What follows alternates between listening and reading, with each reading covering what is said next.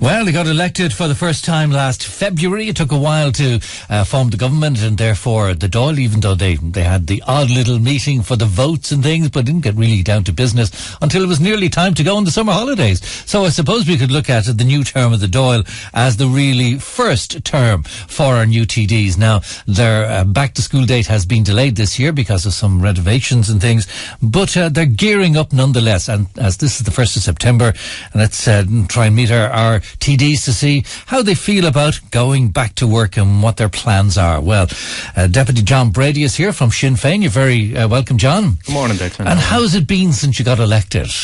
Yeah, it's been I suppose an exciting time for me personally. It's been a very, very busy time, has to be said, and certainly I acknowledge everything you said there about the slow start and a lot of messing around within Leinster House in terms of trying to form the new government. But leaving that aside, I've been busier now than at any point, and as a councillor, as I had been for 11, 12 years prior to that, I was certainly very busy. But the workload is enormous now, not just within the constituency here, dealing with constituency issues, meeting different organisations and groups, but certainly at a national level as well, because I've been given the privilege of being made the senior spokesperson for social protection for Sinn Fein. So it's been a busy period meeting the different organisations, Bernardo, St. Vincent de Paul, and many other organisations that are dealing with, I suppose, the broken families, people who've been left behind because of the austerity agenda that has been rolled out by not just Fianna Fáil but Fine Gael and Labour also. So it's been a very challenging, very exciting, rewarding, and certainly I'm so has your routine changed at home?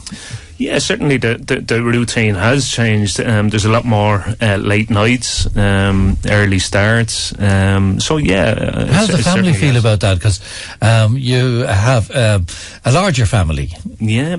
I have 5 children. So yeah, I mean, without their support, of course, none of this could be possible. So they're very, very supportive. And whatever time I do have free, we certainly make the most of it. Valuable family time and that, but they're very, very supportive, and obviously Gail, my wife as well, without her support none of it would be possible. Yeah, does the phone ring more often now or what? Or? Yeah, well, thankfully, I mean, I have 2 constituency offices here in Wicklow, one in Bray on the main street in Bray, and one on the main street in Arklow as well. So a lot of the traffic is going through the offices. I've 2 fantastic staff there, Lindsay in the Bray office and Robin in the Arklow office. So, I mean, thankfully they're in a position, the offices are open there all the time. So a lot of the traffic is going through there, but certainly it is, I mean, there's a lot more issues coming through, not just constituency issues, but issues of a national level, different cuts that have been implemented, because of my portfolio, social protection. Obviously this time of year, it's a busy time dealing with back to school, because I deal with the back to school clothing and footwear allowance. So there's huge difficulties within all of those areas that certainly I'm across and working on. There's always a debate, John, between councillors who are concentrating on things locally and then the national representative who in theory should be leaving behind a lot of their constituency, even though people vote for them on their work in the constituency. But you should be looking at national issues, and I suppose that comes more into being with your spokesmanship as such. But do you find a little bit cut off, or are you still in contact with the issues that happen in County Wicklow? No, look, I suppose ideally, I mean, we are there as national legislators, and that should be the primary focus, and certainly it is. I mean, I have a huge portfolio, and a lot of work goes into that. Now, thankfully, we have 6 fantastic Sinn Fein councillors here within Wicklow who are doing Trojan work, and there's a lot of communication there on all of the issues, and plus, I mean, I view myself as a community activist, so as well as doing all of the national stuff, I get out and support as much as possible all the fantastic voluntary and community organisations out there, and that, you know, brings me in contact with people right across the county. And you know, I view myself as a grassroots politician or community activist. So yeah, look, it's trying to strike that balance between the two. It's difficult, it's challenging, but certainly I am there primarily as a national legislator to try bring forward bills and legislation to make I suppose the life of ordinary people, not just in Wicklow, East Carlow, but right across the entire state. And what challenges do you see in Wicklow then? Well, look, I mean, there's many challenges, and I know we've discussed them, as have many other politicians here, but on the show. I mean, housing is obviously still a huge issue here in Wicklow. I mean, thankfully we've had some recent announcements. There's the housing strategy has been rolled out. Unfortunately, I don't see it doing enough in terms of dealing with the crisis that is out there right across Wicklow. I know there was 97 new houses announced there last week, which are going to be rolled out in Wicklow. They're going through the planning process, and hopefully within the next 18 months we'll see keys being handed out to needy families. But I mean, we have difficulties in Arklow in terms of the housing, difficulties in West Wicklow because of the lack of the infrastructure. The result is that there's no houses being developed over in West Wicklow. It's a lack of the infrastructure, the water and that.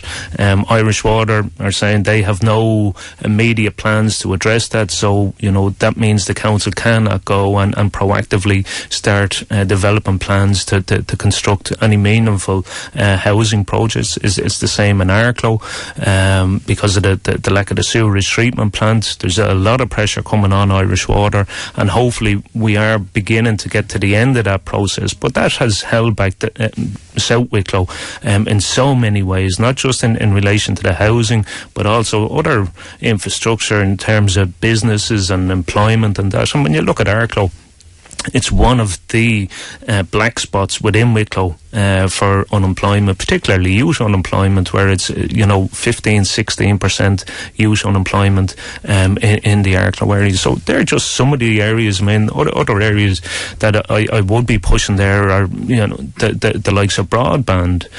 Whilst Wicklow we're slightly ahead of the national average for a rollout of broadband. I think there's about 68% coverage in Wicklow. But if you have a look at the likes of Coolboy, Stratford and places like that where fibre, there was a lot of talk about the broadband rollout. Places like that, it's impossible to do business. SMEs in areas like that, it's impossible. So these are just some of the key areas of focus that certainly I will be and am working on currently. As regards housing, and you mentioned council houses, maybe not enough of them going to people who need them, and you had a private issue with your own house, but in a way it could be said by maybe your critics that your circumstances have changed, yet you still live in a council house. How would you answer that? Yeah, well, look, we were allocated a local authority house, I think 12-13 years ago, based on our circumstances and our needs. I pay a rent, even though I'm drawing down the average industrial wage. I'm paying a substantial rent based on my full income as a TD. There had been no tenant purchase scheme in place, so we weren't in a position, because the mechanisms simply weren't there to purchase the house. We're exploring those options now, and certainly, I mean, look, we are in a council house, but we're paying substantially to live in that property, and we're exploring different options as we speak. But I am drawing down the average wage. It was a commitment I gave the electorate prior to being elected, and that's what I'm doing. The remainder of my money as a TD is going into providing a first-class constituency service here in Wicklow, operating 2 constituency offices, all the overheads that goes with that, and obviously staff also. And is that going to be reviewed? Because Sinn Féin were saying that, that mightn't be fit for purpose into the future. Yeah, I suppose everything is constantly being reviewed. Certainly I have my views on it, and I gave a commitment to the electorate that I would draw down the average wage, and that's a commitment I fully intend on pursuing. But there are, and I gave an example there of, my rent in a council property is based on a full TD salary of 87,500, even though I'm only drawing down a fraction of that. So it's putting difficulties in regard that we've other TDs who have children going to college. Indeed, I had our eldest daughter has just finished in college, but there's other TDs there that similar situation as myself, drawn down only a proportion of the TD's salary, but when they apply for SUSI grants and that, it's based on their full income as a TD, so it's putting them under difficulties. So look, it's all up for review at the moment. Certainly nothing has been signed off on, but I fully intend on honouring the commitment I gave the electorate. In politics, the way it works, you did a council seat, obviously representing Bray, and when you became a TD, obviously what happens is another Sinn Féin representative goes in, and there seemed to be unhappiness around Bray in particular of a person seemingly to come from nowhere to take your place on the council, where others might have found that they'd served Bray well as Sinn Féin councillors, that they might have got an opportunity for it. And there, I believe, a former Sinn Féin councillor is no longer with Sinn Féin, possibly as a result of the way this was handled. Well, look, I mean, replacements on the council, ultimately, Sinn Féin, I'm not sure what other political parties do, but it's up to the members. Within the area in Bray, we've a number of Sinn Féin Cummins, and it went, my replacement went to a convention. There was a number of people put their names forward, and the person who was selected, Councillor Michael O'Connor, certainly didn't come from nowhere. He's a long-time Republican, a long-time member of Sinn Féin, not just here in Bray, but had been in other parts when he was living abroad in America, and that very supportive and active within Sinn Féin and different organisations. So Michael is doing an exceptional job there. He was selected by his peers within the party. And I know, look, I mean, it's difficult when people put their names forward, whether it's for elections in general or for co-options like that. I mean, unfortunately, there always are winners and losers, and it was the case this time. So I mean, but you didn't seem to get the support of Sinn Féin councillors around Wicklow for the deputy Cahirlock of Wicklow County Council. They seem to be quite lukewarm about it. Well, look, I mean, there's it's been widely played out within the media there that there have been some difficulties there that are in the process of being addressed. Michael enjoys the support of the majority of the members. Within the party, he has the full support of the structures, not just locally but nationally as well, and he's doing a fantastic job. And what's your relationship, if any, with former councillor Rossa Murray? Well, look, I mean, I see Rossa as a friend of mine, and look, I mean, these are a lot of internal, I suppose, party issues that really, it's not really suitable to be discussing on air. Really, look, I came in here to talk about, priorities as a political party, priorities as a TD moving forward, and internal party matters I think are best left to be dealt with internally by the party. I mean, I'd much rather talk about the period going ahead. I mean, we're facing into a huge budget with huge opportunities here for for the state, for people, and that's where my focus is now, is in preparing a social protection budget that will lift people's lot right across Wicklow and right across the state. Prior to the elections, we had all sorts of masquerading by, the main political parties around cutting universal social charge and making all sorts of sweeping changes on that. Even within social protection itself, we've Leo Varadkar there, the minister, who's made a series of announcements there over the last while. A lot of that plays into, I suppose, an internal battle there for the leadership of Fine Gael. So, I mean, these are areas where my focus are currently. Well, what would you feel about the USC? What should happen? Because we've had recently, and I think it was your party colleague Pierre Stardy has received information on freedom of information about thoughts in the Department of Finance. But should it be phased out? Should it be left? What do you think the consequences would be of it being diminished?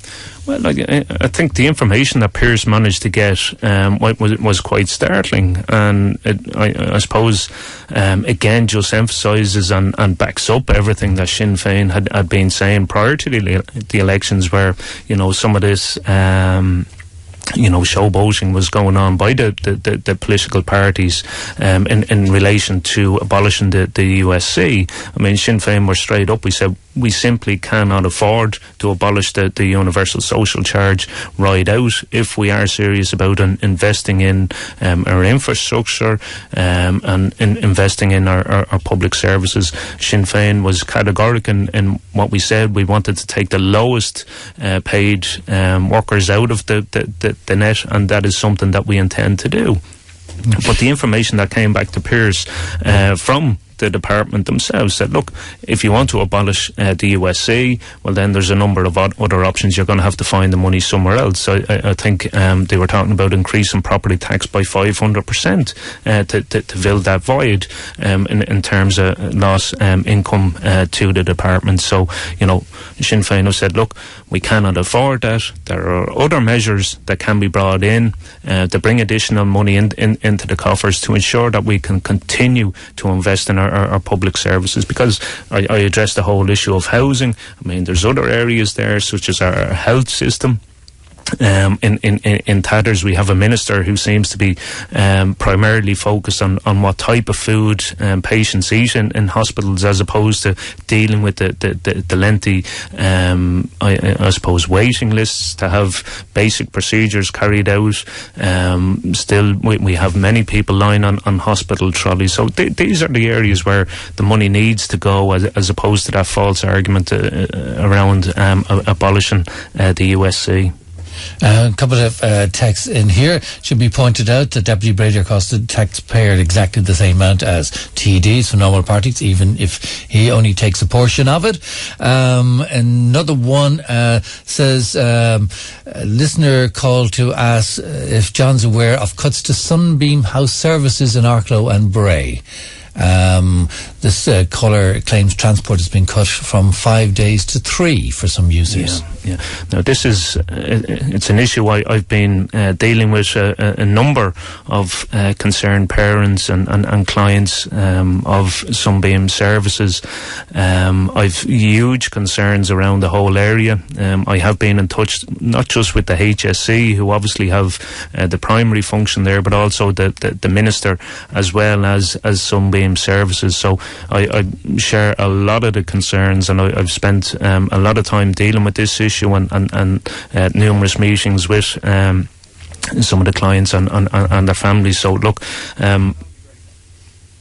maybe I won't get into too much detail now. I'm still waiting on some of the facts to be established by the minister, who is obviously Simon Harris, ultimately has responsibility around this. So you're on the case, is it? Yeah, on the case. Maybe when we get more information on it. I'm just waiting on different details to be confirmed, Declan. So maybe we'll keep in touch on that. But certainly I share all of the concerns of not just the caller into the show here, but other families who certainly have legitimate concerns there. Okay, so you're ready to go in your new portfolio as such, and all set.